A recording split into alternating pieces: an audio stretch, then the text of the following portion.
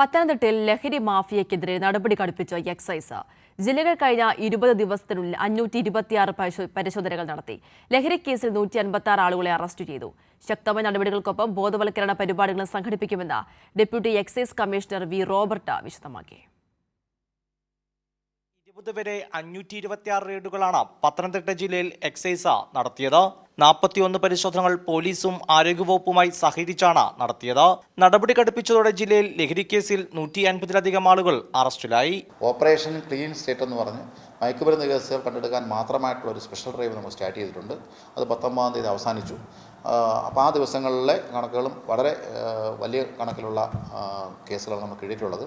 മയക്കുമരുന്നിൻ്റെ വ്യാപനം തടയാനുള്ള എക്സൈസിൻ്റെ പ്രവർത്തനങ്ങൾ ശക്തമായ രീതിയിൽ ജില്ലയിൽ തുടരുകയാണ്. ഹോട്ട്സ്പോട്ടുകൾ കേന്ദ്രീകരിച്ചുള്ള പരിശോധനകളും ശക്തമാണ്. ഈ കഴിഞ്ഞ 1-ാം തീയതി മുതൽ 20-ാം തീയതി വരെയുള്ള ദിവസങ്ങളിലെ 128 അതിഥി തൊഴിലാളി ക്യാമ്പുകൾ നമ്മൾ ഒറ്റയ്ക്കും സംയുക്തമായിട്ടും പരിശോധന നടത്തിയിട്ടുണ്ട്. നമുക്ക് പ്രധാനപ്പെട്ട ശ്രദ്ധിക്കേണ്ട മറ്റൊരു ഇടമാണ് വിദ്യാഭ്യാസ സ്ഥാപനങ്ങൾ. ഈ സ്ഥാപനങ്ങളിലെ പതിവ് പട്രോളിംഗ് ഉണ്ട്. നമുക്ക് പ്രത്യേക നിർദ്ദേശമുണ്ട് അത്തരം സ്ഥലങ്ങൾ നോക്കണമെന്നുള്ളത്. അതിൻ്റെ ഫലമായിട്ട് 226 സ്കൂളുകൾ ബേസ് ചെയ്ത് നമ്മൾ കഴിഞ്ഞ ദിവസങ്ങളിൽ പരിശോധന നടത്തിയിട്ടുണ്ട്. പരിശോധനകൾക്കൊപ്പം ബോധവൽക്കരണ ക്ലാസുകളും എക്സൈസ് നടത്തുന്നു. മയക്കുമരുന്ന് കേസിൽ 57 ആളുകളും അബ്കാരി കേസിൽ 95 ആളുകളുമാണ് അറസ്റ്റിലായത്.